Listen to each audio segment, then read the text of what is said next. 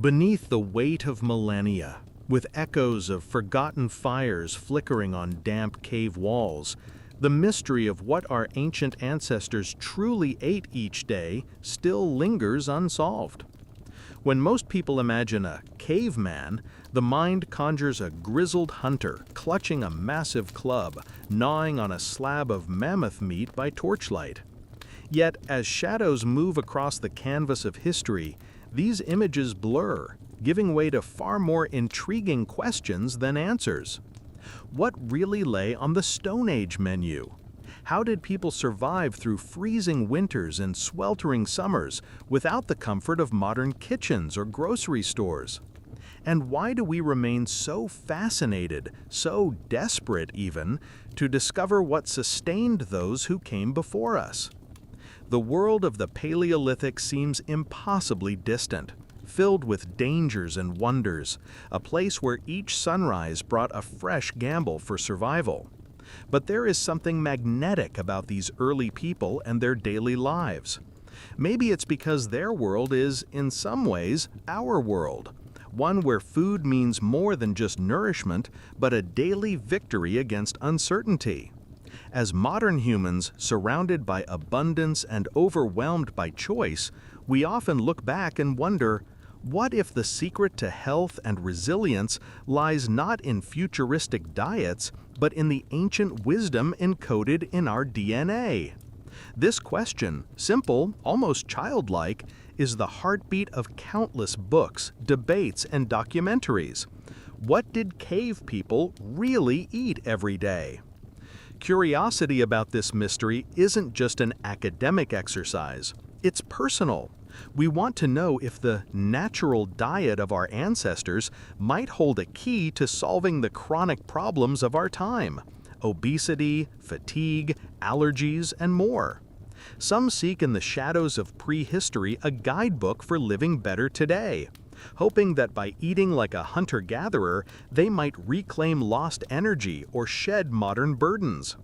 Others chase the thrill of the unknown, hungry to touch the real past, unsanitized and raw, not the filtered version told in textbooks or cartoons. But the story is far from straightforward. Ask any archaeologist or anthropologist, and you'll find debate as wild as any prehistoric hunt. Even after centuries of digging and theorizing, our vision of Paleolithic diets is stitched together from fragments. A charred bone here, a scattering of seeds there, traces of pollen, and rare, beautifully preserved teeth. Each new discovery raises as many questions as it answers. Some experts claim meat was king. Others argue for a plant-rich table. What's certain is that the past refuses to sit still, and its secrets are more tangled than the roots of an ancient forest. It's hard not to be fascinated by the stark differences between then and now. In the world we inhabit, food is everywhere. Colorful packaging, digital menus, calorie counts. We debate endlessly about carbs, protein, superfoods, and sugar.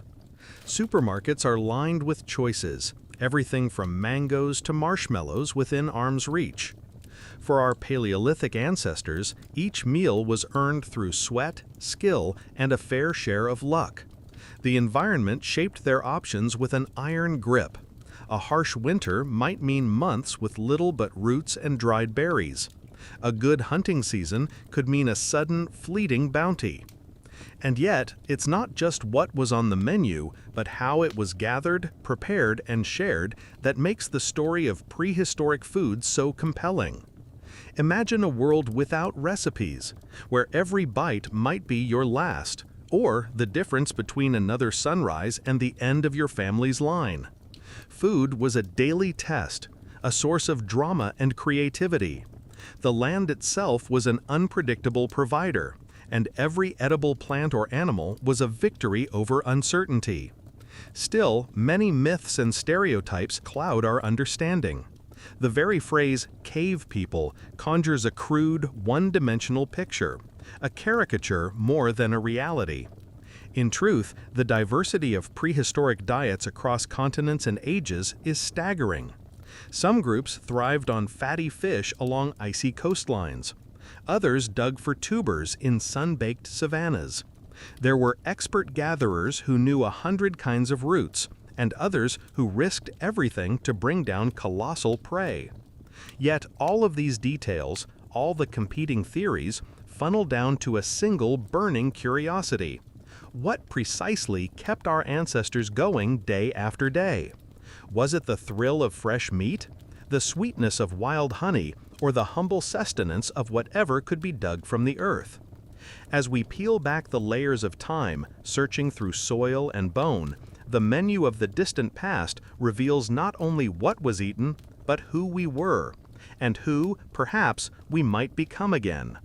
This question, what did cave people really eat every day, remains a living riddle, a thread that binds the ancient and the modern.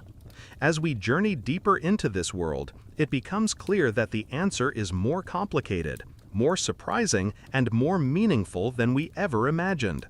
It's not just about food, it's about ingenuity, adaptability, and the raw human drive to survive and thrive in a world that offered no guarantees. And with every clue, every new discovery, we find ourselves not just looking back, but looking within, wondering how much of that ancient hunger still lives in us now. When we hear the words cave people, a single stubborn image springs to mind. Wild-haired, fur-clad figures shuffling through a dark cavern, brandishing sticks and grunting at each other. This picture, stitched together from cartoons, movies, and old comic strips, is both instantly recognizable and profoundly misleading. The real story is infinitely more complex and, as it turns out, much more fascinating. To uncover what cave people actually means, we have to step far beyond stereotypes and open our eyes to the vast sweep of human prehistory. First, the phrase cave people is something of a modern invention, born not from archaeological discovery, but from the fertile imagination of artists, storytellers, and early scientists eager for simple explanations. In truth, the people we label as cavemen were neither a single group nor limited to a particular region or time. Human prehistory covers tens of thousands of years across continents and wildly different climates. From the icy steppes of Siberia to the sun-drenched valleys of southern France, groups we might lump together as cave people lived in ways as diverse as the landscapes they inhabited. To understand who they really were, it helps to look at the labels archaeologists use. Paleolithic, meaning Old Stone Age, refers to a sprawling epoch that stretches back some 2.5 million years, right up to the dawn of agriculture just over 10,000 years ago. During this era, our ancestors, first Homo habilis, then Homo erectus, Neanderthals, Denisovans, and eventually modern Homo sapiens, spread out of Africa and gradually colonized nearly every corner of the planet. Some of these people lived in caves, yes, but many more did not. Caves were just one option: a shelter when the weather was brutal, a place to store precious tools, or paint stories on the walls. More often, people built simple huts, wandered the open plains, or camped in forests, wherever resources were richest. So why do we cling to the cave dweller image? Partly, it's because caves preserve traces of ancient life better than almost any other place. When archaeologists search for clues about prehistoric diets or habits, caves are treasure troves, protected from wind, rain, and time. Ancient fires left behind blackened stones, discarded bones and seeds escaped the scavengers and rot that erased so much evidence elsewhere. Cave art, haunting and beautiful, has survived across tens of millennia, feeding our modern hunger for connection with the distant past. Yet this accident of preservation doesn't mean everyone lived in caves. In many cases, a group might use a cave only for special occasions: a gathering during winter storms, a base camp during a hunt, or even a sacred place for rituals and storytelling. The timeline is another source of confusion. The most famous cave people in popular imagination are the Neanderthals, who flourished across Europe and Western Asia from about 400,000 to 40,000 years ago. For generations, they were portrayed as brutish, slow-witted, and doomed, a half-step between ape and human. Recent discoveries have shattered that notion. Neanderthals were resourceful, social, and surprisingly sophisticated, making tools, controlling fire, and perhaps even sharing symbolic language and art. They were joined and eventually replaced by modern Homo sapiens, who brought new waves of creativity and innovation. Farther east, mysterious Denisovans, known mostly from a few bones and teeth, left their own genetic legacy. Mass media has long favored simplicity over nuance. Movies and children's books have compressed thousands of years and hundreds of cultures into one fuzzy stereotype. The caveman is usually depicted as male, hairy, and perpetually hungry, grunting in monosyllables and forever chasing a giant beast. The reality, of course, is that life was richer and more organized than this cartoon version allows. Archaeological finds reveal evidence of planning, cooperation, and ingenuity. Communities were often tightly knit, with elders passing on knowledge, and each person playing a vital role: hunter, gatherer, toolmaker, healer, child-carer, and storyteller. Another persistent myth is that cave people lived short, grim, and isolated lives, with little art or imagination. The opposite is increasingly apparent. Stone tools found at sites like Blombo's Cave in South Africa, beads and ornaments unearthed in Spain, and ancient fire pits in Central Asia all point to people who not only survived but expressed themselves, dreamed, and left traces of joy and sorrow. Some groups traveled immense distances, trading goods and ideas. They adapted to changing climates, invented new ways to hunt or gather, and occasionally left behind art that still startles us with its skill and beauty. To call someone a cave person, then, is to risk flattening an entire world of human diversity into a single, clumsy shape. The real prehistoric story is one of adaptation, migration, and constant change. It's the saga of people who learned to read landscapes, to trust their senses, to innovate with whatever they found at hand. Some sought shelter in caves, others made do with brush and bone, hide and wood. Each group faced unique challenges and found their own answers, shaping a legacy that still lives in the way we adapt and invent today. So, as we continue this journey into the daily menu of the deep past, it's worth letting go of the cartoonish image and seeing cave people as what they really were: inventive, resourceful, and endlessly varied, far closer to us than we might ever expect. Their story is not a dusty echo, but a living thread, stretching from the first flicker of firelight on stone to the digital screens of our own age.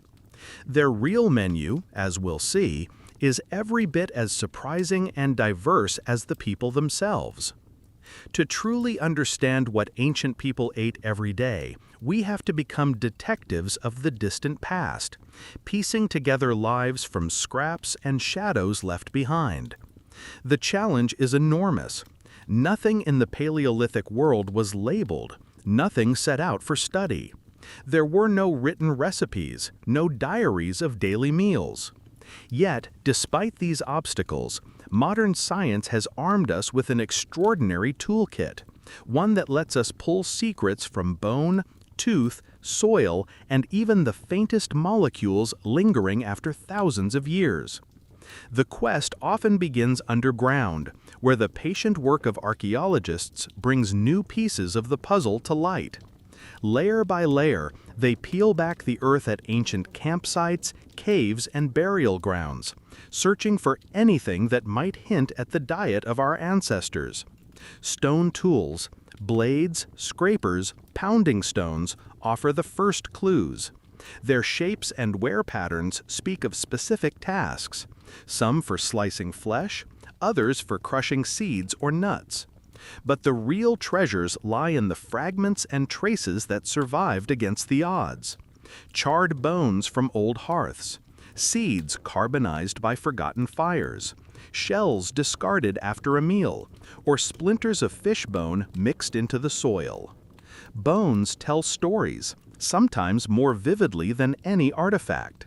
When a prehistoric person gnawed on a piece of meat or cracked open a marrow-rich bone, the leftovers often ended up in a communal trash heap or fire pit. Over centuries, these bones fossilized, leaving archaeologists a record of meals long past. By identifying the species, age, and butchery marks on these bones, scientists can reconstruct hunting strategies and seasonal changes in diet. Cuts and fractures reveal which parts were prized, how the animal was divided among the group, and even hints about the tools used. But animal bones are only part of the picture. To get a clearer view, researchers dig into ancient latrines and soil layers, searching for tiny fossilized remains of plants, bits of pollen, fragments of tubers, grains, or nutshells. These delicate traces survive only under rare conditions, but when found, they show just how important gathering was for survival. Sometimes an entire meal can be reconstructed from a handful of microscopic clues, like a detective piecing together a crime scene from a single thread. Perhaps the most surprising evidence comes from the mouths of our ancestors themselves. Teeth, as it turns out, are like black boxes, holding on to secrets long after everything else has faded. Under powerful microscopes, scientists examine the patterns of scratches and pits on ancient teeth, a direct reflection of the foods chewed day after day. Softer, plant-based diets leave different marks than tough, fibrous meat or gritty roots. Even more, fossilized plaque, a yellowish crust that formed on teeth, preserves trapped bits of food, pollen, and even bacteria, some of which are thousands of years old. Analyzing these deposits with chemical and genetic tests, scientists can sometimes identify exact species of plants and reconstruct not just what people ate, but how their diets changed with the seasons or over a lifetime. Modern technology has revolutionized this detective work. Isotope analysis, for instance, measures the chemical signatures left in ancient bones and teeth. These signatures reflect the kinds of protein, fat, or carbohydrate consumed, and can reveal if a person relied more on fish, meat, or plants. DNA analysis, once the stuff of science fiction, now lets researchers identify animal and plant remains at a molecular level, even when nothing visible survives. Ancient proteins, lipids, and other molecules preserved in pottery or on stoning tools are decoded in state-of-the-art laboratories, painting a vivid picture of meals that vanished long ago. Sometimes breakthroughs arrive by accident. Archaeologists have stumbled upon ancient chewing gum, lumps of birch tar still bearing the tooth marks and DNA of the person who chewed it. These tiny personal relics have revealed not only dietary habits, but the presence of plants used for flavor or medicinal reasons. In other cases, cave art and carvings show images of animals, plants, and even feasts, offering visual hints about what mattered most at the table. Each new method, from electron microscopes to mass spectrometry, expands our ability to peer deeper into the past. But every answer brings new questions. Was a certain bone the remains of a regular meal or a rare feast? Do traces of seeds mean a staple food or a desperate last resort?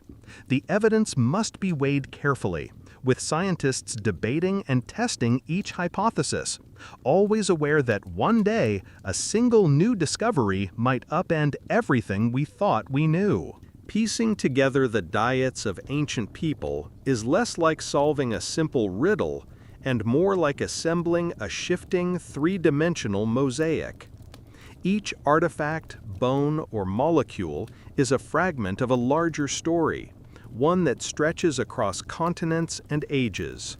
And as our tools grow more powerful, so too does the realization that our ancestors' menus were as complex, varied, and ingenious as the people themselves. The search for what they ate is, in the end, a search for how they lived, adapted, and dreamed. And it's a story that continues to unfold with every new handful of earth turned over, every ancient tooth examined, and every technological leap into the invisible world of the past. In the boundless theater of prehistory, survival depended on a delicate dance with the land, a rhythm that pulsed through every footstep, every breath. Life was shaped by two ancient arts, passed from one generation's hands to the next: hunting and gathering. These were not just strategies for finding food, but entire ways of being, woven into the fabric of early human existence. Their balance shaped not only the daily menu, but the very character of our species. Imagine the landscape as it was then: untamed, unpredictable, and in constant flux. Dense forests, open grasslands, winding rivers, all alive with movement and opportunity, but also with real threat. For our ancestors, every day began with a question: where would the next meal come from? The answer was never guaranteed. It demanded cunning, patience, teamwork, and a near magical sense of the land's moods. Hunting was more than the pursuit of prey. It was a test of mind and body, a social ritual, and sometimes a high-stakes gamble. Success required intimate knowledge of animal behavior, where herds might graze, how birds flocked before storms, what tracks in the mud meant.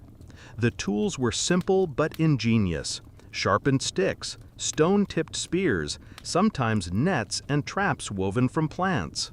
Later, the invention of the bow and arrow marked a leap forward, letting hunters strike from a distance, safer and more silent. But hunting was rarely a solo act. It brought people together, forging bonds as strong as the tools they carried. Groups moved silently through the brush, communicating with gestures, planning ambushes, surrounding their quarry. Each member had a role. Some drove animals toward waiting hunters, others circled for the flank, while elders and children stayed back, learning, watching, waiting for their turn. Success brought a burst of joy, a rare feast, a celebration that echoed into the night. Yet more often than not, hunts ended in disappointment. The quarry lost and energy spent, forcing a return to the less glamorous but far more reliable act of gathering. It's tempting to picture ancient diets as endless banquets of roasted meat, but this is more myth than reality. Archaeological evidence shows that while hunting delivered spectacular rewards, it was unpredictable and demanding. Large game, mammoths, bison, wild horses, offered enormous returns, but such hunts were rare, dangerous, and often ended with empty hands. More commonly, smaller animals, birds, fish, and even insects rounded out the menu, supplementing what the land would yield. Gathering, meanwhile, was a daily craft, patient, knowledgeable, and often overlooked in the heroic stories of the hunt. Those who gathered knew the land's subtle language. They identified edible roots and tubers hidden beneath the earth, plucked berries and nuts at just the right moment, and recognized which leaves, seeds, and fungi could nourish, heal, or harm. This work required its own arsenal of skills: keen observation, deep memory, and a constant alertness to the rhythms of plants and seasons. Over time, knowledge of gathering became a shared legacy, growing richer with every passing year. The roles within these systems were shaped as much by culture and necessity as by gender or age. While many cultures assigned hunting to men and gathering to women and children, archaeological and ethnographic evidence suggests the reality was often more flexible. Everyone contributed what they could when they could. In lean seasons, strong gatherers were every bit as skilled hunters.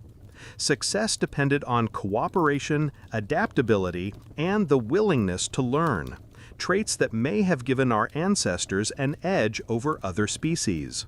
Hunting and gathering were bound together in a kind of living ritual. When a hunt was successful, the community shared in the bounty, distributing the best cuts to elders, children, and those who had contributed most. Stories were told, songs sung, lessons passed along the firelight. When resources ran thin, the group relied on stored knowledge, hidden caches of dried berries, nuts, or smoked meat, careful plans for the next trek. The memory of feasts and failures alike became the foundation of traditions, stories, and even early spirituality. There were challenges at every turn. Weather could change in an instant, forcing a shift in strategy. The wrong plant could spell disaster.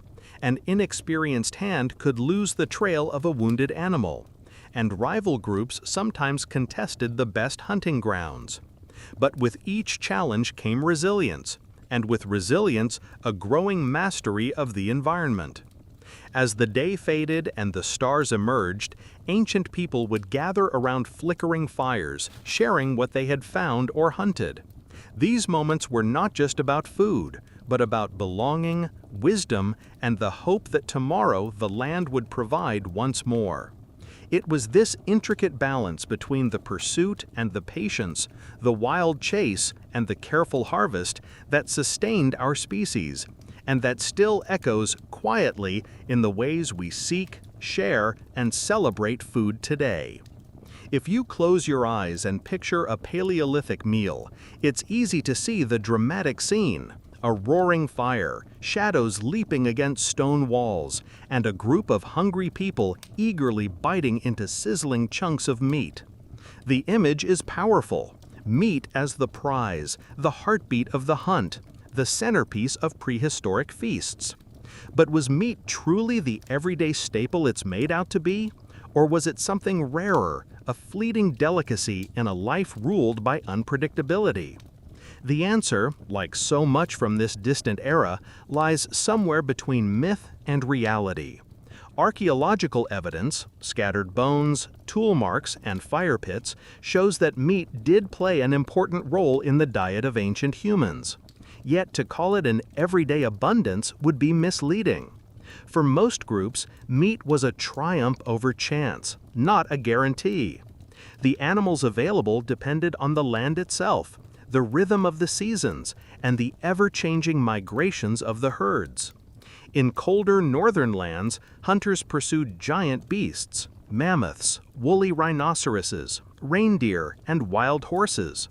Each of these animals represented not just food, but survival through brutal winters.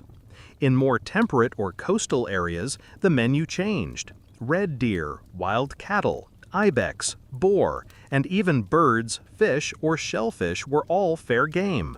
Sometimes, the most valuable protein came not from dramatic hunts, but from small game: rabbits, hares, rodents, frogs, and a surprising array of birds' eggs.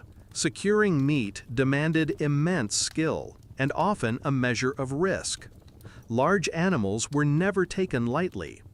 To bring down a mammoth or bison, entire groups had to cooperate, using strategy and courage to corner their prey, drive it into traps, or use the land to their advantage, cliffs, bogs, or natural funnels where the odds shifted just enough. The hunt was as much about teamwork as it was about strength. Weapons were carefully crafted for the job: flint-tipped spears, atlatls, spear throwers, nets, and later bows and arrows. Each hunt was an investment of energy and hope, and failure was always a possibility. When a hunt succeeded, it was an event of communal significance. The kill was shared, and the whole group gathered to process the animal. Every part was valued: flesh, marrow, organs, fat, and even bones and hides for tools and clothing. Elders and children received the tenderest pieces, while those who had risked the most in the hunt were often honored. Nothing went to waste. The butchering itself became a kind of ritual, a moment of connection between people, land, and the life that had been taken. But even in the best of times, meat was rarely a constant. The land's generosity ebbed and flowed. There were seasons of plenty when migrating herds swelled across the plains or fish spawned in glittering abundance. In those moments, meat could become a celebration, roasted in great quantities, preserved by drying or smoking, sometimes even stockpiled against harder days. These were times when families and bands feasted. Children learned the old stories, and the whole group felt the rare comfort of fullness. Then came the lean times. Winter's grip, drought, or failed hunts brought hunger and challenge. In these seasons, the diet shifted. Nuts, roots, berries, and anything that could be gathered became the mainstay. Sometimes only small animals or scavenged remains were left, bones cracked for every last scrap of marrow. Meat in these times became a memory and a hope, a reminder of nature's unpredictability. The importance of meat wasn't just in its taste or the excitement of the hunt. It provided precious nutrients: protein to build muscle, fat to fuel energy, iron and other minerals vital for health. Especially for growing children, pregnant women, and those recovering from illness or hardship, animal products could mean the difference between thriving and merely surviving. The balance between hunting and gathering shaped not only the diet, but the rhythm of life itself. There's a certain irony in how modern myths have made the caveman diet all about steak and chops. In truth, for ancient people, meat was both dream and discipline, celebration and scarcity. It required ingenuity, patience, and above all, respect for the land and its rhythms. When the feast was possible, it was a time for gratitude and togetherness. When it was not, resilience and creativity took center stage.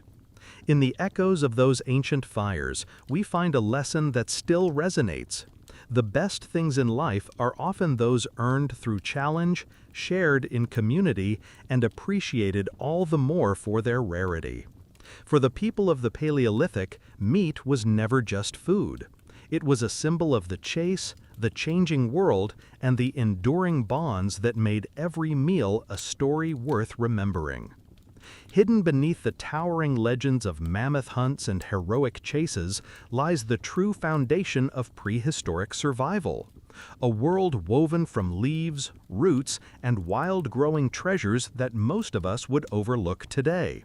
For all the drama and risk of hunting, it was the steady, quiet labor of plant gathering that sustained ancient people day after day, often spelling the difference between strength and weakness, survival and peril. If meat was the dream, plants were the reality, a reality filled with discovery, danger, and the deepest kind of wisdom. Walk into the ancient landscape, and you step into a living pantry. Everywhere, plants offered something: edible tubers pushing up through soft earth, bright berries gleaming under dew, the crisp bite of wild nuts, tangles of leafy greens, and even sweet bursts of honey hidden in combs high above the ground.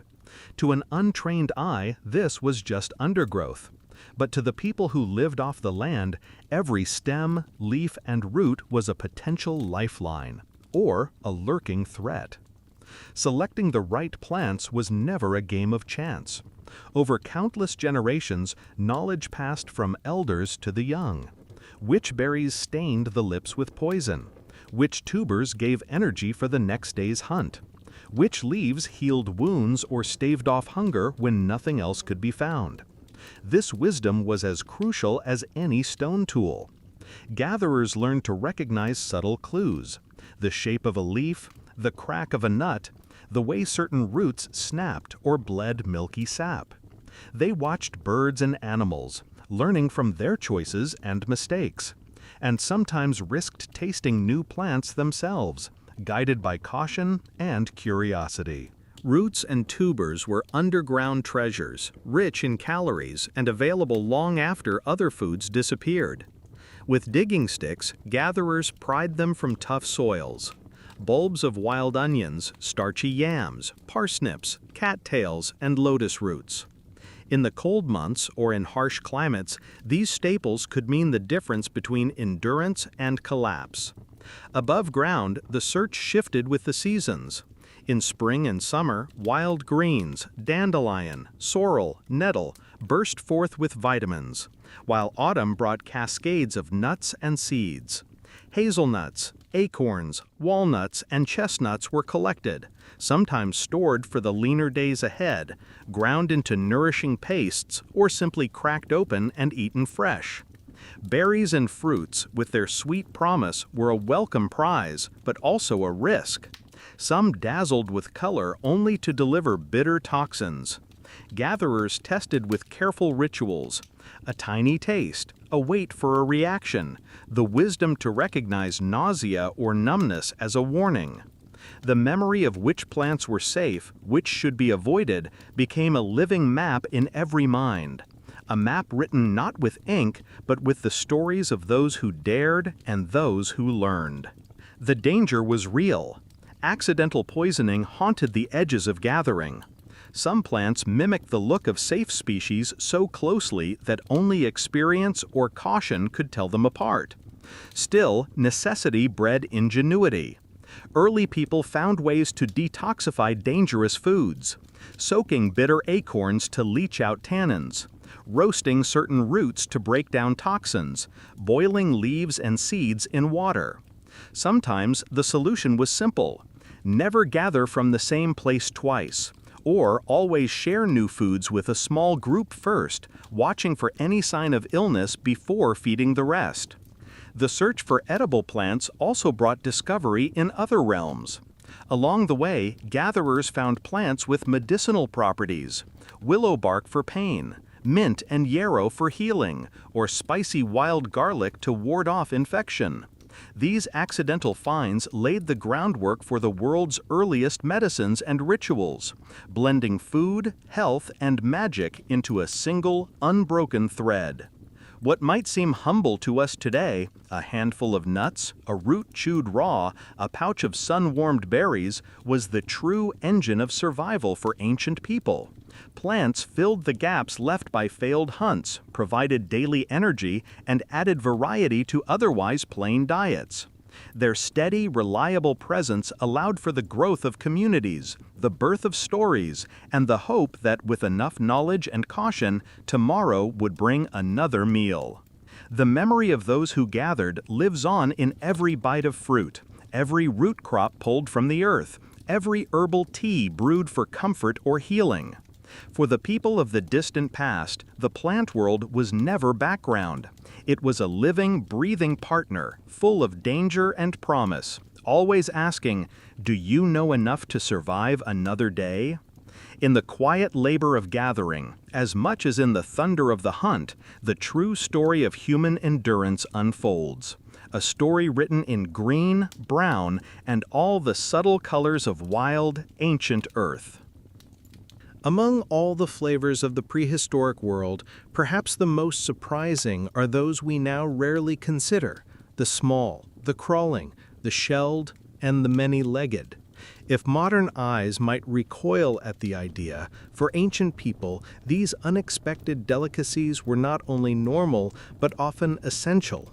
A quiet testament to human adaptability and the creativity required to survive in a world that rarely offered easy choices. Imagine a hungry group trekking along a riverbank, the echoes of unsuccessful hunts behind them, and the hard certainty that empty bellies don't wait for luck. For these ancient people, every inch of their environment was an opportunity, and few opportunities were ignored. Digging beneath fallen logs or peeling away bark, they found plump grubs and larvae, rich sources of protein and fat, packed into a tiny, wriggling package. Ants, termites, beetles, and caterpillars joined the menu, each consumed raw, roasted, or sometimes ground into pastes and cakes. For many, these bites may have been more about survival than pleasure, but archaeological evidence suggests they weren't just last resorts. They were valued parts of the diet, gathered and prepared with surprising skill. It's not only on land that this inventive spirit thrived. The world's rivers, lakes, and seashores teemed with mollusks, snails, mussels, oysters, and clams, hidden just below the surface, waiting to be pried free and savored. Shell middens, the ancient garbage heaps found at many archaeological sites, reveal the remains of countless meals. Heaps of cracked shells, scorched by fire or split open by stone tools. These were not random finds. They point to well-practiced traditions where groups would return season after season to harvest the bounty of the tide. For coastal communities especially, these gifts from the water could be gathered even in harsh weather, offering precious calories when land-based hunting and gathering grew lean. The nutritional value of such foods is a revelation to the modern palate. Grubs and insects, for all their humble size, are dense with protein, healthy fats, and vital micronutrients, sometimes rivaling or even surpassing red meat in efficiency and value. Shellfish bring minerals, iodine, and vitamins needed for health, and could be preserved for later by drying or smoking. In times when mammoth steaks or baskets of berries were scarce, these overlooked delicacies could bridge the gap, ensuring that the group had the energy to go on. Archaeological discoveries continue to reshape what we know about these ancient tastes. In caves and ancient campsites across the globe, researchers have found the remains of insect meals, fragments of beetle shells in ancient coprolites, fossilized human waste, residues of honey in pottery, and telltale marks on shells showing intentional harvesting.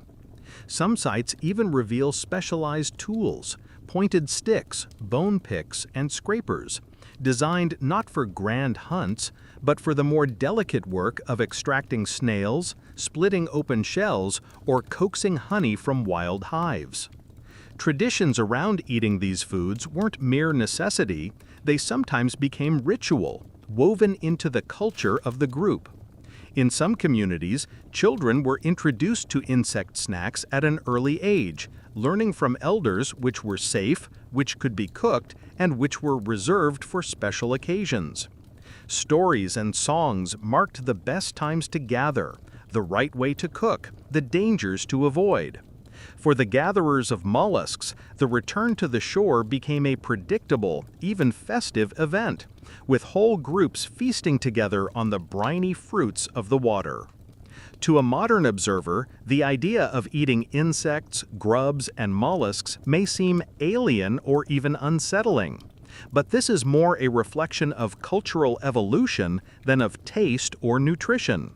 For most of human history, such foods were not only acceptable, they were ingenious solutions, turning what others might ignore into energy, sustenance, and even community.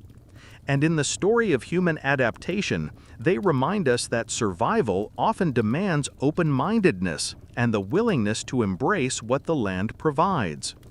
The next time we marvel at the selectiveness of a gourmet meal, it's worth remembering that our ancient ancestors were the true masters of culinary invention, finding nutrition and even delight in the most unexpected corners of their world.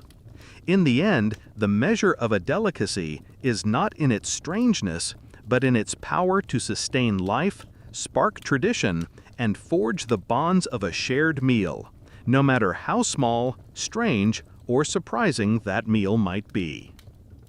Somewhere in the deep, unrecorded past, a spark lit up the darkness, and everything changed. The story of humanity's first control of fire is part myth, part miracle, and entirely transformative, marking a boundary between the animal and the uniquely human. It's almost impossible to overstate the impact that this single discovery had, not just on how our ancestors survived, but on what they ate, how they gathered, and how they thought about food itself. Before fire, every meal was raw, a contest against hard roots, tough meat, and the relentless risk of illness from unseen dangers lurking in every bite. But with fire, the world of food opened up in dazzling new ways. The first embers might have come from a lightning strike, a volcanic flow, or the careful coaxing of friction and stone.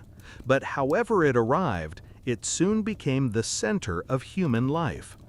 Fire gave warmth against the chill, light against the unknown, and protection from prowling predators. Yet its greatest gift was culinary, the power to transform what could be eaten and how it tasted. Imagine those first cautious experiments at the edge of the flames.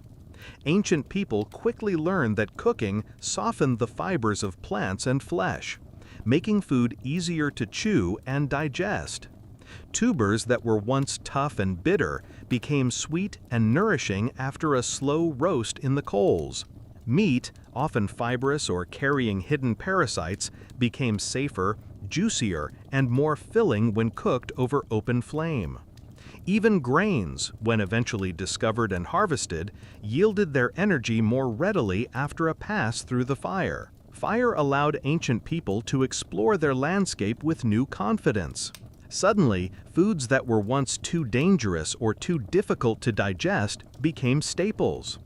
Bitter roots, hard nuts, and chewy leaves all became fair game after a careful roast or boil.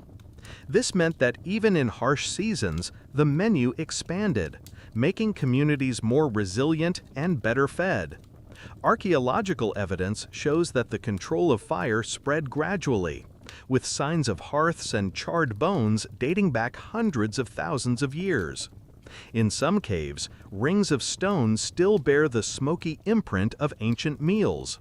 Layer upon layer of ash, scattered seeds, and the telltale remains of cooked game. But cooking was more than just a practical innovation. It was a revolution in taste, ritual, and social life. Around the fire, people gathered not only to eat, but to share stories, plan hunts, and pass on the hard-won wisdom of the land. The act of preparing food became a kind of performance.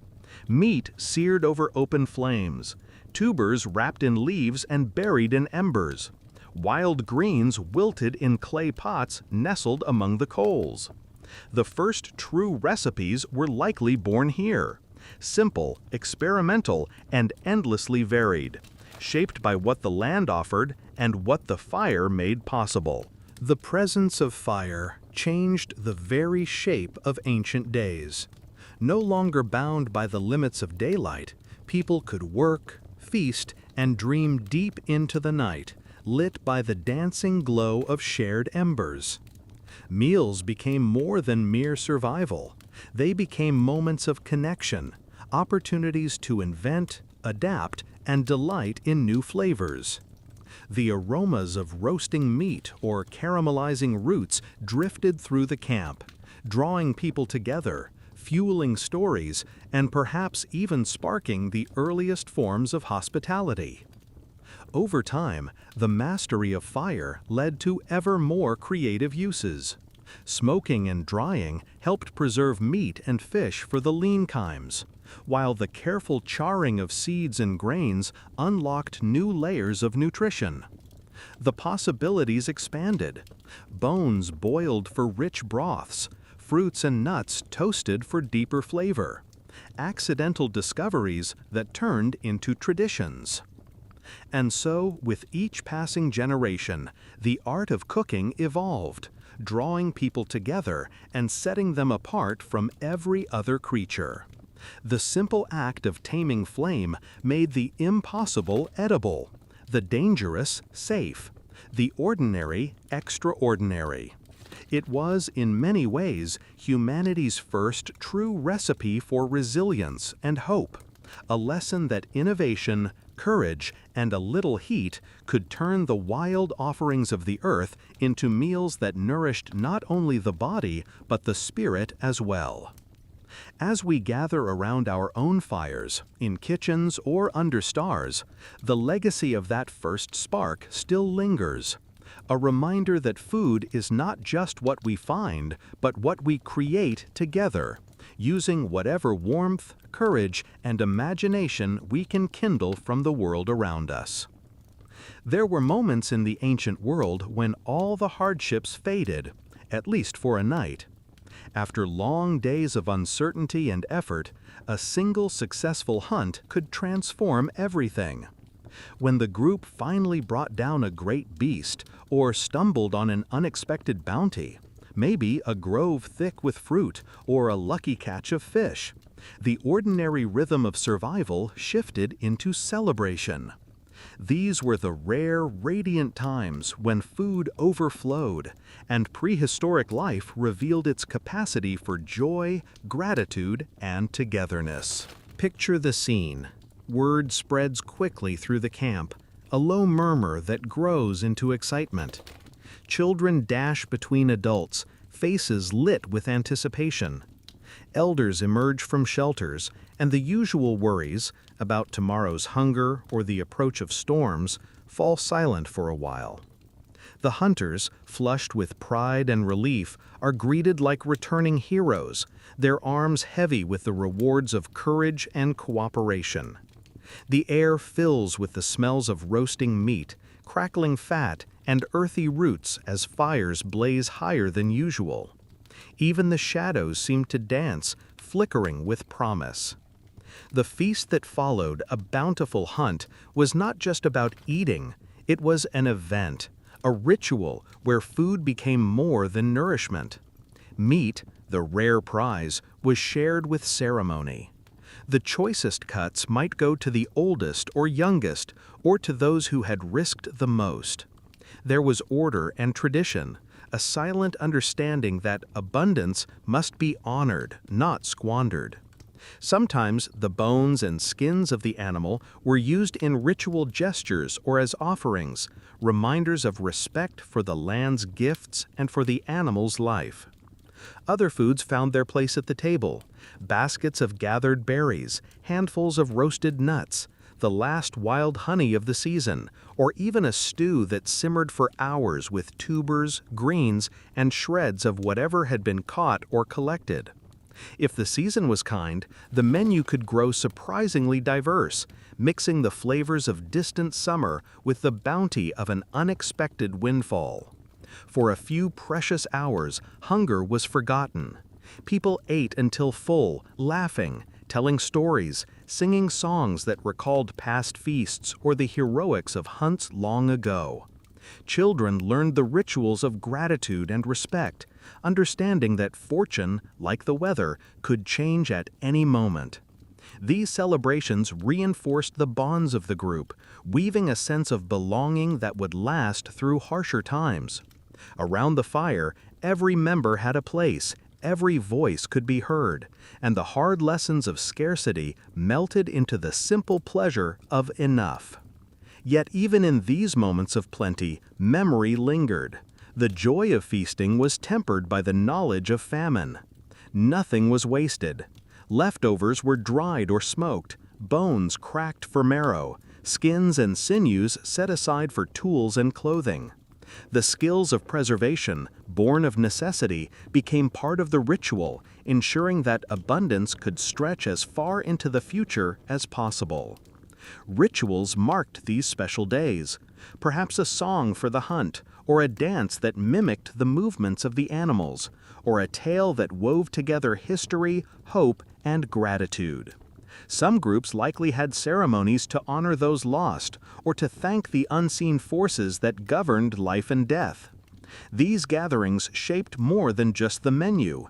They shaped the soul of the community, turning meals into memories and memories into tradition. Abundance had its subtle effects on relationships too. Times of plenty often eased tensions, inspired generosity, and let old wounds heal. Young people might find new friendships, elders could share wisdom without the weight of hunger, and the entire group rediscovered the strength that comes from unity. In this way, the cycles of feast and famine weren't only about food. They were the engine of social life, shaping how people cared for one another, remembered the past, and looked to the future. Long after the fires died and the feast faded into stories, the echoes of these celebrations remained, an invisible thread that bound each person to their group, to their land, and to the ever-changing world beyond the light of the campfire. In every age, from stone tools to digital screens, we still gather, celebrate, and remember, carrying forward the ancient truth that the best meals are those shared in gratitude, joy, and the company of others. In the long timeline of the Stone Age, the feast was always fleeting. Sooner or later, the world would turn hard and lean, and survival became a test of endurance rather than celebration. Hunger, in all its forms, was a constant companion, lurking in cold seasons, after failed hunts, or when drought and frost withered the gifts of the land. These lean times were as much a part of prehistoric life as any triumphant feast, and they revealed a different kind of strength, the quiet, stubborn resilience that allowed ancient people to endure, adapt, and overcome. When abundance faded, every day brought new challenges. The land that once seemed generous grew silent. Game migrated or vanished. Nuts and berries disappeared from the brush, and roots became harder to find beneath frozen or sun-baked earth. Rivers might run thin, and the familiar signs of food, tracks, blossoms, birdsong, became rare. In these moments, communities turned inward, drawing on experience, invention, and the memory of better days. Preparation for hard times began long before the hunger arrived. In times of plenty, people preserved what they could, drying strips of meat, smoking fish, storing nuts in woven baskets, or burying roots in cool earth. These reserves were never just for comfort. They were lifelines, carefully guarded and rationed. Elders remembered the lean years, and stories around the fire often warned the young about waste and the dangers of false confidence. Nothing edible was ever taken for granted. As supplies dwindled, the group relied on crisis foods, those plants, seeds, and scraps that were usually ignored when better choices were available. Bitter acorns were leached of their toxins in streams. Fibrous roots were pounded and boiled, and even the bark of trees could be scraped and eaten if all else failed. Insects, grubs, and whatever small creatures could be caught became precious, despite their humble size. Sometimes people scavenged what predators left behind, breaking bones for marrow, or seeking hidden caches forgotten by other animals. In extreme cases, famine could force entire groups to migrate, searching for new lands or following distant herds, with all the risks that travel brought. These were times when every skill and scrap of knowledge counted. Those who knew how to find hidden water, recognize a nourishing plant, or set clever snares were suddenly as vital as the bravest hunter. Division of food became a matter of life and death. Meals shrank, portions grew smaller, and the group's survival depended on strict fairness and hard choices. Often, the vulnerable, children, elders, the sick, were given priority, while others endured hunger in silence, trusting that the group's survival meant their own. Scarcity also bred solidarity. In hardship, bonds of cooperation grew stronger. People pooled resources, shared discoveries, and cared for one another in ways that kept hope alive. Songs and stories helped distract from the gnawing hunger, while rituals of sharing, even a few dried berries passed from hand to hand, became acts of courage and compassion. In these moments, leadership was tested. Those who could guide, comfort, and inspire became the glue that held the group together until fortune returned. Yet there were deeper lessons learned in hunger's shadow. Scarcity forced innovation. New tools were invented, old knowledge revisited, and boundaries pushed as people tried unfamiliar foods or new ways to prepare them. Sometimes what began as a desperate measure became a treasured tradition, carried forward even when times improved. Even as bodies grew thin and spirits faltered, the determination to endure was rarely broken. The hope of rain, the return of herds, or the first green shoot of spring kept people moving, searching, and believing. Every lean season survived was a victory, another link in the unbroken chain of human resilience. The memory of hunger lingered long after the landscape blossomed again. It shaped how food was shared, how children were taught, and how gratitude was woven into every meal, no matter how small. In the end, these hard times left a mark deeper than any feast. A reminder that, through unity, wisdom, and relentless will, ancient people learned not just to survive, but to endure, and even to find meaning in the hardest of days. Long before written words or even spoken legends, our ancestors were already quietly inventing the art of food preparation, an art that was less about flavor and more about survival. In a world where plenty could vanish overnight and the next meal was never certain, knowing how to make food last was as vital as knowing how to find it. These earliest recipes were more than instructions. They were the product of countless experiments, careful observation, and a growing understanding of nature's secret rhythms. It began with the simple need to stretch abundance through the hard times. When a great animal fell, or the wild berry bushes overflowed, there was always more food than could be eaten at once. Waste was unthinkable, so people searched for ways to save what they could.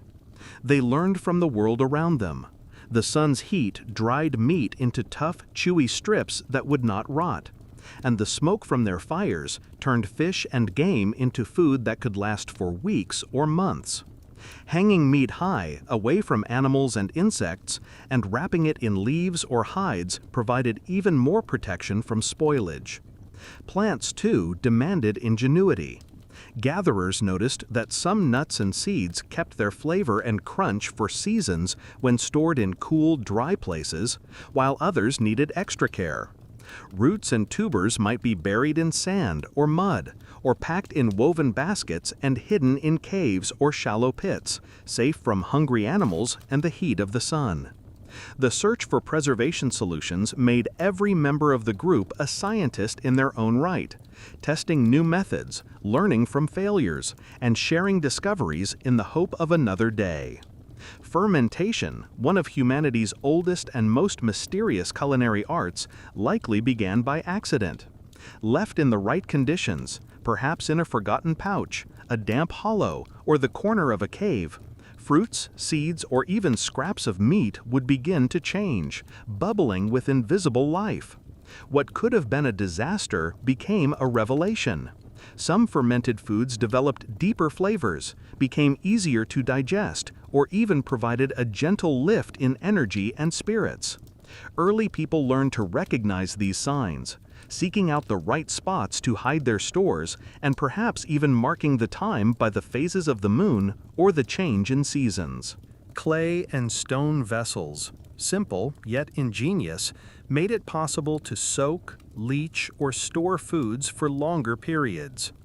Water helped leach bitter tannins from acorns or soften tough roots for easier eating. Sometimes leaves or grasses were used to wrap food before baking it in embers, both protecting it and enhancing its flavor. These techniques, though basic, were part of a growing repertoire, a kind of unwritten cookbook passed on by hands and memory. The preservation of food was never just about sustenance. It carried social and even spiritual weight. Those who mastered these skills gained respect and influence, their knowledge becoming vital to the group's well-being. Special stores might be set aside for festivals or to honor elders, while the sharing of preserved treats could strengthen alliances or comfort the weary after hard journeys. Each innovation in food storage helped communities grow larger and more resilient, giving them the freedom to explore, settle, or endure when nature's generosity ran thin. There was always a creative spirit at work, an urge to experiment, to see what else was possible. New flavors emerged, new textures discovered, sometimes through luck, sometimes through deliberate trial and error. With every sun-dried berry, every smoked strip of fish, every fermented nut or root, ancient people pushed back against the threat of scarcity and shaped their own destinies. In the hush of ancient nights, with the world sleeping and the coals of the fire glowing low, someone would quietly check the stores, prodding dried meat, sniffing at jars, unwrapping precious bundles of nuts or seeds. These small rituals, repeated over generations, became the invisible thread that tied together the cycles of abundance and hunger. And in these early recipes and preservation techniques, we see not only the beginnings of cuisine, but also a testament to the ingenuity, care, and hope that carried humanity forward, one saved meal at a time. Within every ancient community, the art of feeding was as much about care and compassion as it was about calories and survival. The daily quest for food was not a race for the strongest alone.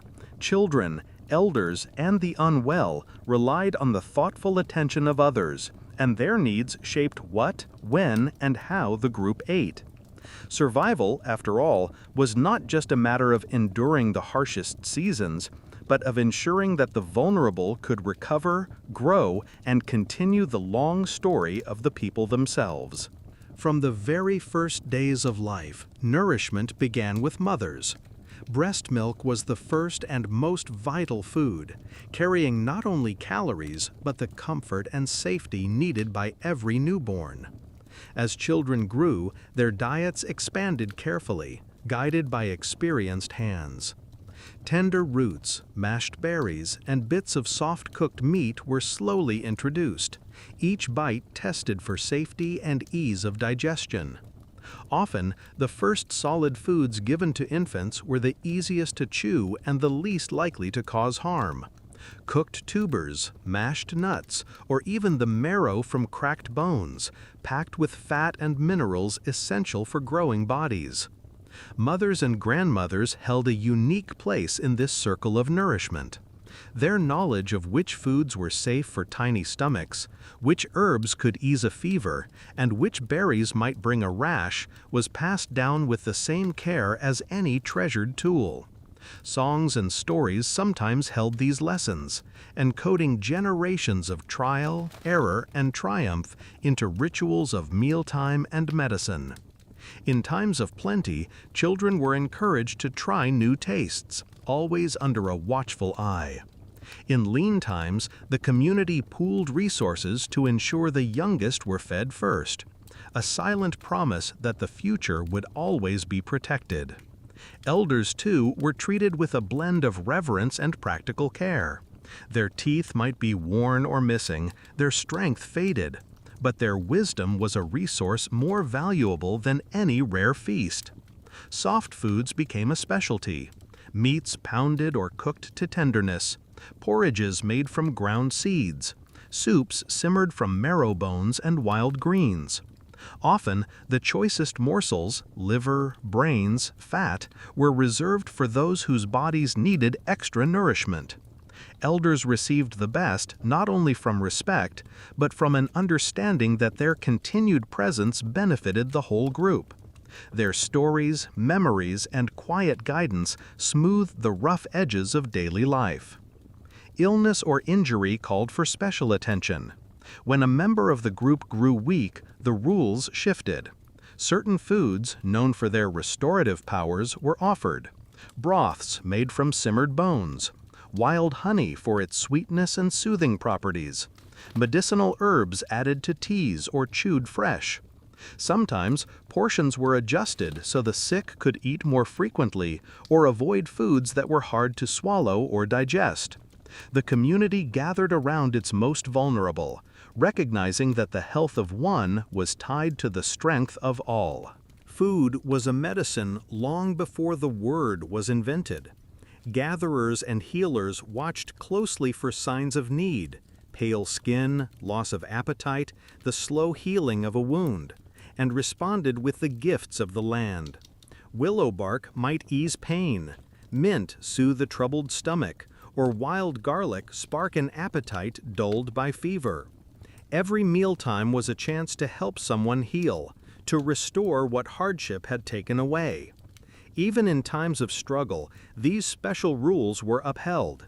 If little was left, the youngest, oldest, and weakest ate first, with everyone else waiting their turn. It was an act of hope and a lesson. To endure as a group, care could never be reserved for the strong alone. In this way, the rhythm of ancient meals was as much about nurture as it was about nature, a constant balancing of individual need and communal well-being. The legacy of these ancient customs lives on, woven into our instincts and our stories. Whether spooning soup for a child, saving the ripest fruit for a grandparent, or sharing a bite with someone unwell, we echo the practices that kept our ancestors alive. Through countless ages and endless challenges, it was this quiet, unwavering devotion to the vulnerable that helped turn mere survival into something richer, a life that was not just endured, but shared and cherished, one careful meal at a time. In a world without taps or bottles, quenching thirst was every bit as important and as challenging as finding the next meal. Water, often overlooked today, was once the most precious resource of all. Its scarcity shaped the paths ancient people walked, the places they called home, and even the rhythm of their days. Without clean, reliable sources, no hunt could last long, no gathering expedition could wander far. Every member of the group became, out of necessity, an expert in the search for safe drinking water and the creative use of every drop. The search for water was a daily practice, woven into the pulse of survival. Some landscapes blessed their inhabitants with rivers, streams, or springs, where cool, clear water bubbled up from beneath the earth. In other regions, finding water meant reading the land with a keen eye, watching the flight patterns of birds at dusk, seeking green patches amid the dry, or digging in sandy riverbeds for hidden moisture. Animal tracks often pointed the way, leading the group to seasonal pools or the secret trickle of a seep. Yet, even with skill and luck, water could be dangerous. Stagnant pools or muddy banks might hold unseen threats: bacteria, parasites, or toxins leaching from certain plants and soils. Ancient people learned to test with care, trusting not just their eyes and noses, but the accumulated wisdom of experience. Water was sometimes filtered through sand, strained through cloth, or left to settle in shallow basins so impurities could drift away. Boiling, once fire was mastered, offered a new layer of safety, turning risky water into something more trustworthy. Beyond water, the prehistoric menu of drinks was limited but surprisingly inventive. Where wild fruits and berries grew in abundance, people discovered that mashing and soaking them in water created sweet, tangy infusions, natural juices and teas that added both flavor and a hint of energy. Wild honey, when found, was sometimes mixed into water to create a nourishing drink, a treat for special occasions or for those in need of strength. Some plants, like mint or certain blossoms, were steeped for their taste or for their healing properties, long before the concept of herbal tea would be born. Archaeological discoveries have unearthed traces of these ancient beverages. Residues of fruit, honey, and even early forms of fermented drinks have been found on pottery and stone tools, hinting that our ancestors sometimes enjoyed more than just plain water. In rare and fortunate places, wild grains or fruits left to ferment in water would produce mild, natural alcohol, an accidental but welcome discovery that may have sparked early traditions of celebration or ritual. But with every opportunity came risk. Not every plant infusion was safe.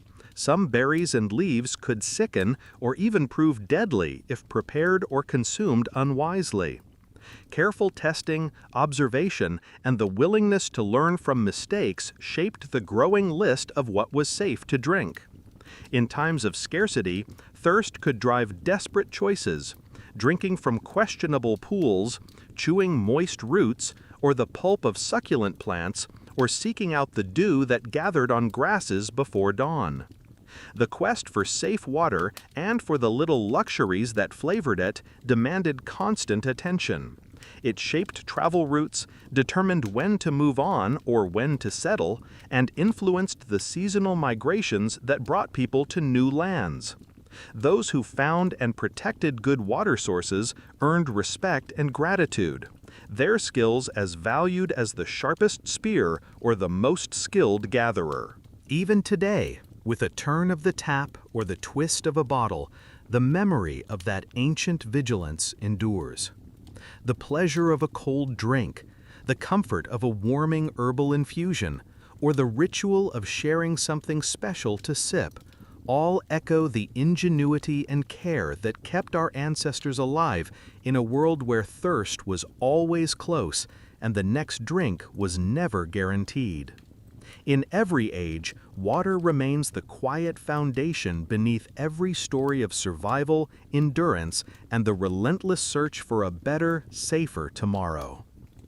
When we look back across the gulf of ages, it's tempting to romanticize the lives of ancient people, especially their diet. The idea of the caveman menu has become a modern obsession, with countless books, diets, and debates swirling around the question, were our ancestors actually healthier than we are today? Did their simple, wild food grant them strength, resilience, and freedom from the ailments that trouble modern society? Or is this vision just another myth crafted from selective memory and a longing for lost simplicity? The evidence, as always, is complex. Scientists have spent decades piecing together the physical legacy of ancient diets, examining the very bones and teeth left behind in caves and graves. What they've found tells a story that is both inspiring and sobering. Ancient people's bodies often bear the marks of a rugged life, fractures that healed, joints worn by constant movement, signs of infection and struggle. Yet, in many cases, their teeth reveal surprisingly good health. For people who ate no refined sugar and little processed grain, cavities were rare. Strong jaws and wide dental arches were common, shaped by a lifetime of chewing tough roots, raw greens, and fibrous meat. Wear patterns on teeth show a diet that was varied and challenging. Animal sinew, gritty seeds, the occasional stone nicked from a mill. Compared to the polished, cavity-prone teeth of the modern world, ancient mouths seem robust, even if battered by use. Bones, too, tell a tale of resilience.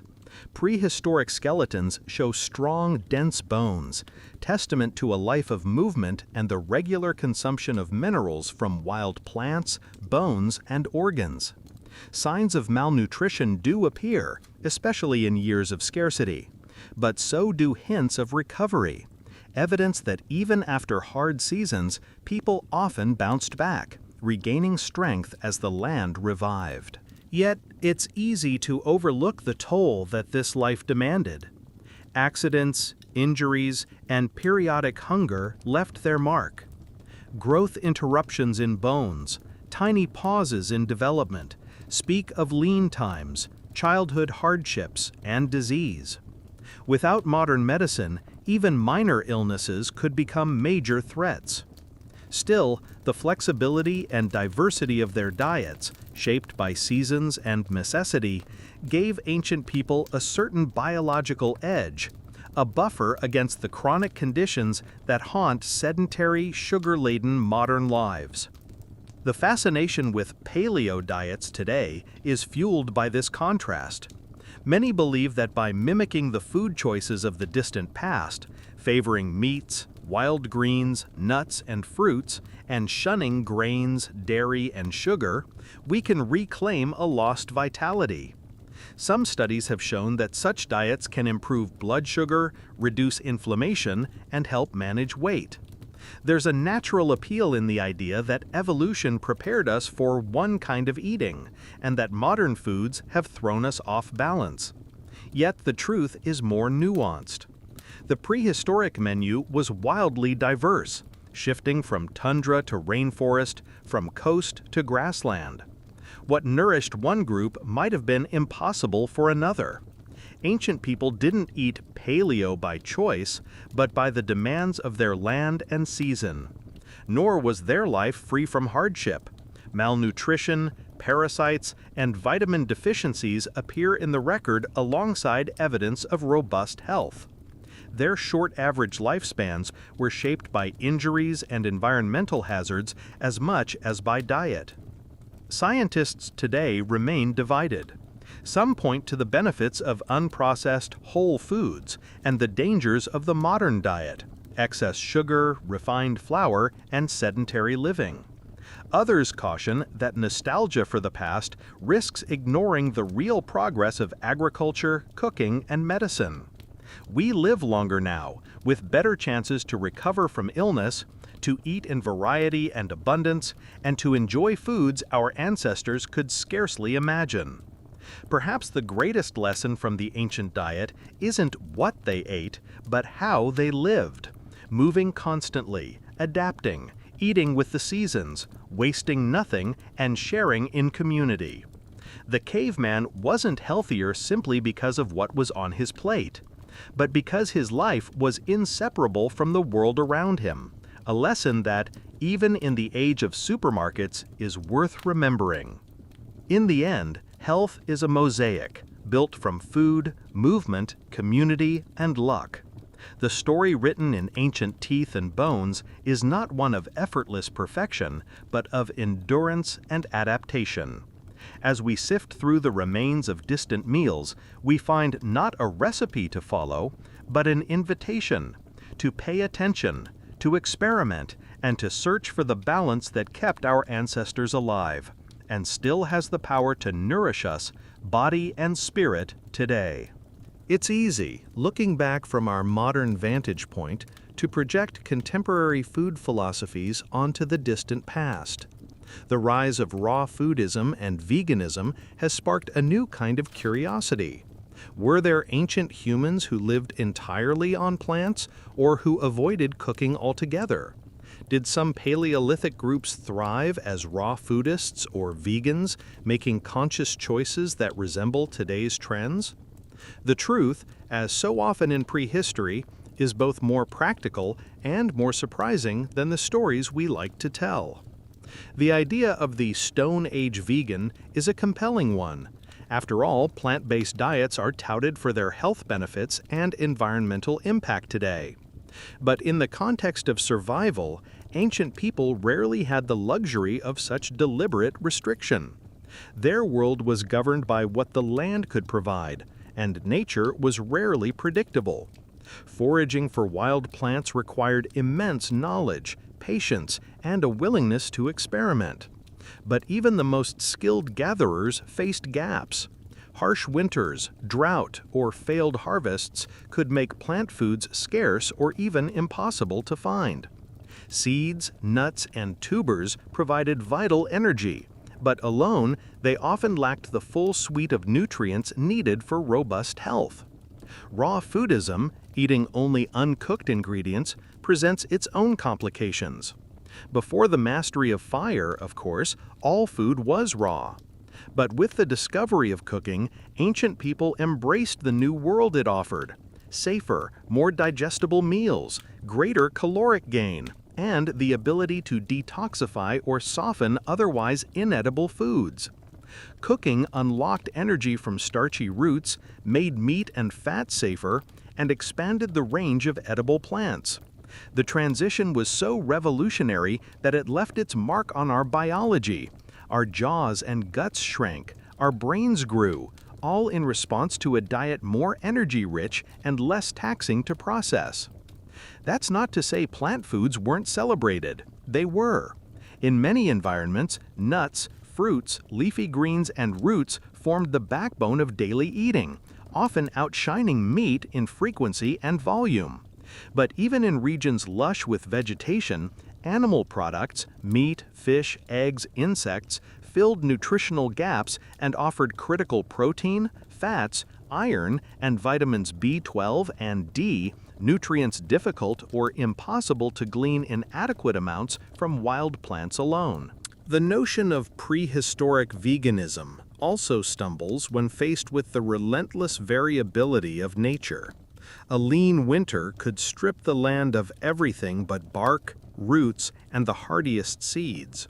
In these moments, the ability to hunt or scavenge, to eat what was available, became the difference between endurance and loss. Flexibility, not ideology, was the real survival strategy. Modern veganism and raw food movements, by contrast, are shaped by abundance, technology, and choice. Today, people can source foods from around the world, combine them for optimal nutrition, and compensate for what's missing through supplements or fortified products. This global marketplace, unimaginable to ancient people, makes conscious dietary restriction possible and even healthful. But it is a phenomenon of prosperity, not necessity. Still, the fascination with plant-based and raw diets reveals a longing for connection with the past, a belief that simplicity, naturalness, and discipline will bring us closer to some lost vitality. There's wisdom in looking backward, but also risk in oversimplifying. The ancient world was not one of static rules, but of constant adaptation, creativity, and respect for the unpredictable generosity and cruelty of the land. The story of food in the Stone Age, then, is not one of raw or cooked, plant or animal, but of openness to whatever could be found, prepared, and safely consumed. It is a reminder that our ancestors survived not by following rigid diets, but by listening to the land, learning from mistakes, and honoring every source of nourishment. Perhaps the real inheritance they left us is not a single menu, but the wisdom to adapt, to appreciate diversity, and to respect the astonishing resourcefulness that allowed humanity to flourish one uncertain meal at a time. Across the vast expanse of prehistoric Earth, diet was never a single story. It was a chorus of adaptation, a tapestry woven from geography, weather, ingenuity, and luck. As humans spread out from their African origins to every corner of the globe, their menus changed as dramatically as the landscapes themselves. What and how people ate in the Paleolithic depended not just on what they preferred, but on what was possible, shaping endless local traditions and strategies that reveal the extraordinary flexibility of our species. In the savannas and forests of Africa, early humans moved with the seasons, tracking the migrations of antelope and wildebeest, scavenging marrow from ancient kill sites, and digging for roots in sun-baked soils. The climate's rhythm dictated everything. In the wet season, wild fruits, leafy greens, and honey might overflow. In the dry, people turned to tubers, nuts, and what meat they could find. The wide open plains offered large game for those bold enough to hunt, but also an incredible diversity of edible plants for those with the skill to find them. Communities living near rivers or lakes fished and gathered shellfish, supplementing their diets with aquatic protein and fat. As bands moved northward into the changing environments of Eurasia, diets evolved to match new realities. In the temperate forests and grasslands, red deer, wild boar, and wild cattle became key targets, while hazelnuts, chestnuts, and berries were gathered in season. The invention of new tools and weapons, such as refined stone blades and the atlatl, allowed hunters to target different animals and process tougher plants. In colder regions, across the steppes, through Ice Age Europe, and into Siberia, the menu narrowed, but ingenuity blossomed. Here, woolly mammoth, reindeer, horse, and bison became central, their meat and fat sustaining people through bitter winters. Fish were trapped beneath the ice, and the few hardy plants that grew in tundra or taiga were cherished for their nutrients and variety. Coastal dwellers and island peoples developed diets rich in seafood, fish, seals, seabirds, and mollusks, supplemented by edible seaweeds and the occasional windfall from inland foraging. The sea's abundance was both a challenge and a gift, requiring new techniques to catch, clean, and preserve, but offering steady resources even when land grew barren. Archaeological sites from the British Isles to the shores of the Pacific reveal ancient shell middens, testaments to countless shared meals, rich with the flavors of the sea. Even within continents, the diversity was astonishing. In what is now East Asia, people hunted deer and wild pigs, but also gathered acorns, lotus roots, and water chestnuts from river valleys and floodplains. Farther south, tropical rainforests demanded still more specialized knowledge, the ability to find hidden tubers, identify edible insects, and harvest fruits in an environment where abundance and danger often came hand in hand. In Australia, early Aboriginal Australians became masters of the bush, roasting yams, digging for witchetty grubs, and learning the intricate calendar of wild plant growth. The reasons for these differences were written in climate, geography, and the constant push and pull between scarcity and invention. Food sources came and went with the seasons, and every group developed a toolkit, physical, mental, and cultural, to extract the most from their unique land. Techniques for drying, smoking, fermenting, or leaching toxins from plants spread and evolved. Rituals, stories, and taboos grew up around the most important foods, shaping not only what people ate, but how they thought about eating. Migration brought change too. As bands moved, they brought old knowledge with them and adapted it to new challenges. Sometimes the landscape demanded new solutions, different traps for new animals, new ways to dig or process roots, new strategies for finding water or shelter. The result was a mosaic of traditions, each distinct yet connected by the underlying thread of survival. This global variety shows the true genius of ancient humans. Not a single Paleolithic diet, but countless ones, each the product of trial, error, and endless imagination. It was this diversity, more than any fixed menu, that let our ancestors endure the ice, the drought, the flood, and the unknown lands beyond every horizon. And it is this legacy of flexibility and resourcefulness that still echoes in the food cultures of the world today.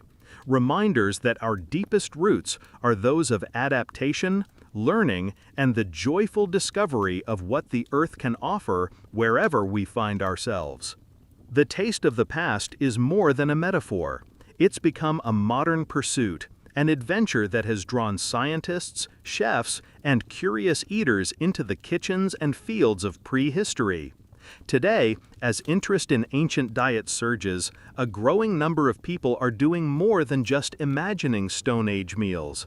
They're rolling up their sleeves, gathering wild ingredients, and cooking over open flames, determined to discover firsthand what our ancestors really ate and how it made them feel. Television and streaming platforms have turned this quest into a spectacle. Scientific documentaries, culinary challenges, and reality shows invite viewers to witness and sometimes join experiments in Paleolithic eating. In these reenactments, volunteers trade their modern routines for stone tools, hand-dug roots, wild greens, and roasted game.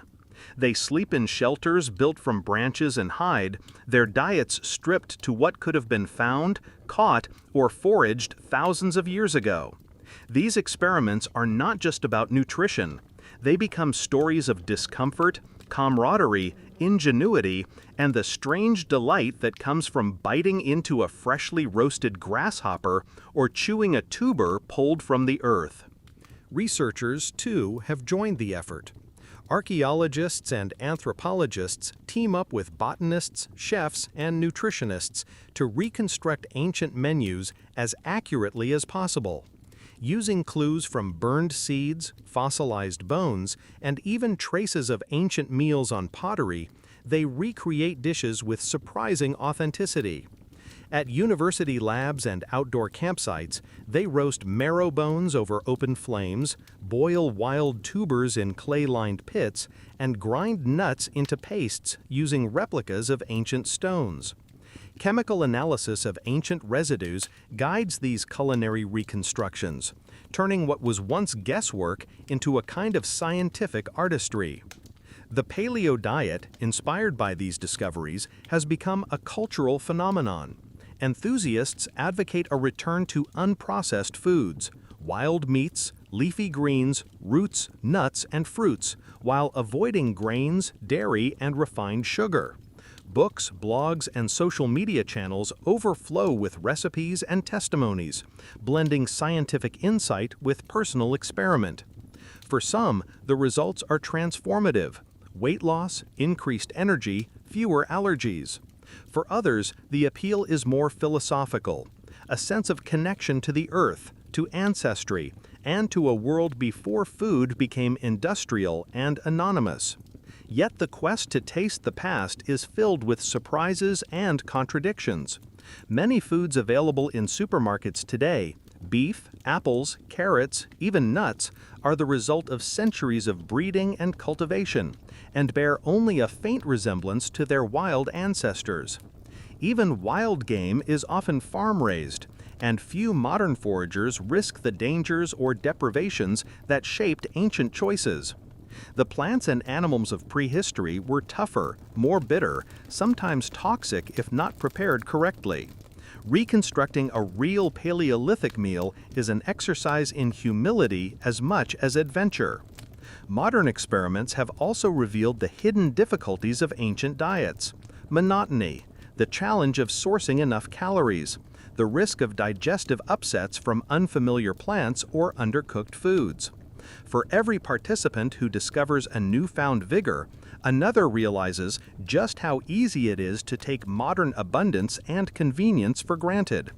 The reality of Stone Age eating is one of endless labor, trial, error, and deep respect for the knowledge our ancestors accumulated meal by painstaking meal. Still, these modern journeys into ancient cuisine foster a fresh appreciation for the creativity, resilience, and adaptability that made survival possible.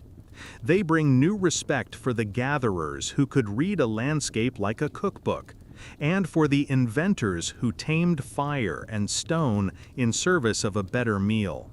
Above all, they remind us that food has always been more than fuel. It is memory, tradition, community, and sometimes an invitation to rediscover our shared humanity, one experiment at a time. The taste of the past lingers, not just in the flavors of wild roots or game, but in the stories we tell and the lessons we carry forward. In seeking to eat like our ancestors, we discover not just how they lived, but how their curiosity, courage, and appetite for discovery live on in us today.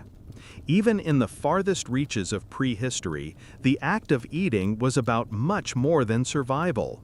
The search for food was always entwined with the mysteries of the world: seasons and storms, sickness and healing, the unpredictable bounty of land and water.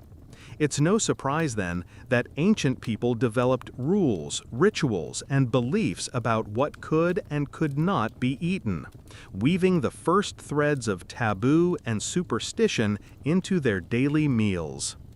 These early prohibitions were shaped by a mix of observation, necessity, and imagination. Some foods became forbidden because they were dangerous: plants that caused illness, animals whose flesh brought fever or strange symptoms, or water that made the unwary sick. Through hard lessons and careful watchfulness, groups learned to avoid certain berries, mushrooms, or roots, passing down warnings in stories, gestures, and sometimes ritualized prohibitions. These taboos protected the group, forming a kind of unwritten code about what was safe and what was not. But the roots of ancient food taboos often ran deeper than practicality. The mysteries of life and nature inspired a magical thinking that turned meals into moments of reverence or caution. Some foods were reserved for special people, elders, children, or leaders, believed to carry properties that would strengthen, heal, or protect. Others were offered to unseen spirits, buried in the earth or left at sacred places to honor the forces believed to govern the world. Certain animals, perhaps seen as totemic or sacred, were hunted only in special seasons or never touched at all. The fat of a beast, the first egg of spring, or a particular fish might be set aside as an offering, its absence at the meal explained not by hunger, but by respect or fear. In some cases, these practices took the form of ritual meals, where everyone followed strict rules: who ate first, what was shared, what must be burned or thrown away. The breaking of these rules could bring anxiety, believed to attract misfortune or illness, while careful observance was thought to secure luck, fertility, or the return of game to the land. Around the fire, old stories were told about the times someone ignored the taboo and suffered, or when a wise leader listened to the spirits and the land flourished. As human groups migrated and cultures evolved, these food taboos became more intricate, sometimes codified in the earliest religious systems. Shamans or healers presided over the selection and preparation of special foods, using ritual chants, markings, or dances to ensure that the invisible balance between people, animals, and the supernatural was kept. Plants that altered the mind or body might be reserved for vision quests or healing rites, their dangers and powers guarded by tradition. Some of the most puzzling ancient taboos may have been linked to early understandings of ecology and conservation. By restricting the consumption of certain animals during breeding seasons, or by reserving particular plants for rituals, communities may have protected vital resources without realizing it. An accidental but effective form of stewardship, explained through myth and maintained by custom. For modern people, the logic behind these prohibitions can be hard to grasp. Yet when we look closer, we see the wisdom and caution that guided ancient choices, a deep respect for the land, for health, and for the invisible ties that bound the group to nature and to each other. Every meal was a negotiation with the unknown, and every rule a reminder that eating was not just an act of survival, but a bridge between the everyday and the extraordinary. Today, echoes of these ancient beliefs still ripple through our own lives. Family recipes reserved for holidays, foods we avoid for reasons lost to time, rituals we keep around the table even when we can't explain them.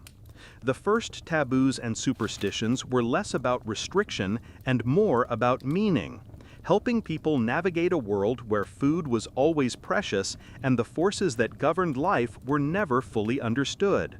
Through them, meals became more than nourishment. They became the heartbeat of tradition, memory, and the ever-present wonder of being alive. The story of what ancient people ate is, at its heart, the story of how we became human, not just in body, but in mind and spirit. The foods our ancestors gathered, hunted, cooked, and shared did far more than keep them alive. They slowly shaped our brains, our bodies, and even the ways we connect and cooperate. In every bite, the seeds of evolution were sown, influencing the trajectory of our species in ways that still echo within us. For the earliest humans, diet was both a challenge and an opportunity. The leap from scavenging to active hunting, and from plucking wild fruit to digging for nourishing tubers, required more than brute force. It demanded sharp eyes, clever strategies, and the ability to work together. Those who could interpret subtle signs in the landscape, track animals, or recognize edible plants enjoyed better odds in the daily struggle for survival. Over thousands of generations, these abilities became hardwired into the human brain and body. Perhaps the most dramatic evolutionary change was sparked by the arrival of meat and fat into the regular diet. As groups learned to hunt larger animals and share the spoils, their meals became richer in calories, protein, and essential nutrients. This influx of energy was transformative. It fueled the growth of larger brains, supporting advanced memory, problem-solving, and the creativity needed for language, tool-making, and social bonds. Scientists see this leap reflected in fossilized skulls. Gradually, over hundreds of thousands of years, human brains expanded, and with them, our ability to think, imagine, and remember. Cooking marked another turning point. By harnessing fire, ancient people unlocked a new world of nutrition. Cooked food was softer, safer, and more digestible. It freed the body from the constant work of chewing and digesting raw roots and sinew. This shift allowed our jaws to shrink, our teeth to become smaller, and our guts to shorten. Anatomical changes that accompanied the leap in brain size and cognitive complexity. The time and energy saved by cooking could now be invested in learning, play, and social interaction. Yet diet didn't shape only the individual. It reshaped society itself. The sharing of food demanded cooperation, planning, and a sense of fairness. Meals became social events, where knowledge was passed from elders to children, where alliances were forged and disputes settled. The need to coordinate hunts or divide scarce resources fostered empathy, communication, and the beginnings of ethical codes, traits that still define us. As humans spread to new environments, their diets and bodies continued to evolve in tandem. In Arctic regions, reliance on fatty fish and marine mammals favored genetic adaptations to cold and fat metabolism. In places where milk from domesticated animals became common, genes for lactose tolerance emerged, allowing adults to digest dairy. In regions where roots and grains were dietary staples, changes in saliva and gut enzymes improved starch digestion. Each shift in menu brought subtle, lasting changes, refining our bodies to match the challenges and gifts of the land. These dietary influences also shaped cultural evolution. The search for new foods spurred migration, exploration, and innovation. The need to store and preserve food encouraged the development of containers, shelters, and eventually agriculture. Rituals around hunting, gathering, and eating became the roots of early religions, art, and community celebrations. Even today, the echoes of our evolutionary diet can be found in our cravings, our digestive strengths and sensitivities, and our rituals around meals. The brain's pleasure circuits, wired to reward fat, sugar, and salt, reflect a world where such nutrients were rare and precious. Our ability to adapt, to experiment with new flavors and combinations, speaks to the adventurous spirit that let our ancestors thrive in so many landscapes. In every ancient meal, there was more than fuel. There was transformation. The foods of the distant past shaped the intelligence, strength, and unity that made us human. Through them, we learned not just how to survive, but how to flourish. Together, curious and ever-changing, driven by the enduring hunger for discovery, belonging, and meaning. The legacy of prehistoric eating still lingers within us, quietly shaping our choices, preferences, and the rituals that unfold around every meal. Despite the sweep of millennia and the rise of modern life, echoes of the ancient kitchen remain, woven into our bodies, our cravings, and even the way we gather together at the table. The paradox is striking. We live in an age of abundance and variety, yet so many of our habits, temptations, and struggles with food can be traced back to a world of scarcity, risk, and relentless adaptation. Consider the flavors that pull us most powerfully. Our attraction to sweetness, the rich satisfaction of fat, the comfort of salt, these are not random quirks, but the inheritance of ancestors who learned, through experience and necessity, that these tastes signaled survival. For people who never knew if the next meal would come, a taste for calorie-dense foods was an advantage. Even now, as we stroll supermarket aisles lined with every treat imaginable, those primal preferences whisper to us, guiding hands toward fruit, nuts, roasted meats, and anything that offers quick, lasting energy. Our rituals around food bear the same signature. The urge to share, to feast together, to mark special moments with a communal meal. All these began around ancient fires, where eating meant not just filling the stomach, but reaffirming bonds, telling stories, and making sense of a world filled with uncertainty. Family dinners, holiday banquets, even the quiet ritual of breaking bread with a friend. They're all modern variations on that deep human need for connection and belonging, forged in the Stone Age and still vibrant in the age of digital screens. Modern diets, with their cycles of trend and nostalgia, often circle back to prehistoric wisdom, sometimes knowingly, sometimes by accident. The rise of the paleo movement, the fascination with wild foods, intermittent fasting, and high-protein or low-carb regimens all reflect a longing to return to some imagined simplicity, to eat as our bodies were meant to. Yet, the very success of our ancestors lay in their adaptability, not in any single fixed menu. They ate what was available, learned constantly, and never stopped experimenting with new tastes, textures, and methods. The paradox deepens when we realize that many modern health challenges, obesity, metabolic syndrome, and endless debates over the right way to eat, are partly the shadow of ancient survival skills, working in a world of plenty. Our bodies urge us to seek the foods that were once rare and precious, but in an environment where abundance never ends, these instincts can lead astray. At the same time, our adaptability gives us the chance to rethink, reinvent, and seek balance, just as our ancestors did in the face of ever-changing season. Yet, there are other threads as well: the quiet joy of foraging wild berries, the instinctive comfort found in soup or stew, the pride of a shared meal after hard work. We carry the memory of famine and feast, the wisdom of caution, and the thrill of new discovery. Food is still medicine, celebration, and story, a bridge between generations and a link to the past that lives within us all.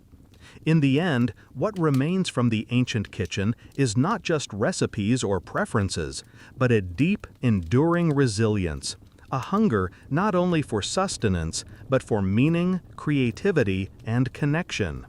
Our ancestors survived by embracing change, by making the most of every opportunity, and by coming together in moments of plenty and hardship alike. Their kitchen, built on curiosity, courage, and cooperation, still shapes us every time we gather to eat, reminding us that our most ancient instincts are not relics, but living gifts, quiet guides as we navigate the ever-shifting landscape of appetite and abundance in search of nourishment for both body and soul. To peer into the distant kitchens of our prehistoric ancestors is to do more than satisfy a passing curiosity. It is to hold a mirror to ourselves and ask where we come from, why we eat the way we do, and what it truly means to be human in a world that has changed and yet has not changed at all. The story of what cave people ate is not just a tale of meat and roots, of foraged berries and the first sparks of flame. It's a story of survival, invention, and the longing for connection, stretching unbroken from the shadows of ancient fires to the glow of modern screens. Why should we care what our distant kin put on their rough-hewn tables? Because in their hunger, we see our own. In their adaptability, the origins of our creativity. In their rituals, the seeds of community and meaning that still define our lives. Each prehistoric meal was a wager with fate, a small act of hope in the face of uncertainty. It required risk, trust, and a willingness to share, qualities that remain as vital today as they were then. The lessons are both practical and profound. Our cravings and comforts, our struggles with abundance and temptation, all bear the fingerprints of a world where food was never guaranteed and every mouthful was hard-won. Remembering this helps us understand not just the science of nutrition, but the art of resilience, how to savor what we have, prepare for lean times, and care for those around us. Yet, there's a deeper wisdom too. A reminder that eating has always been about more than filling a need. It's about belonging, gratitude, and the ongoing adventure of discovery. Our ancestors found meaning in their meals, wove stories and traditions from every feast and famine, and through their relentless curiosity built the foundation for all that would come after. In every shared meal, every experiment in the kitchen, every moment we pause to give thanks, we echo the ancient quest for sustenance and meaning. Perhaps then, the real question is not simply what cave people ate, but what we are truly hungry for today.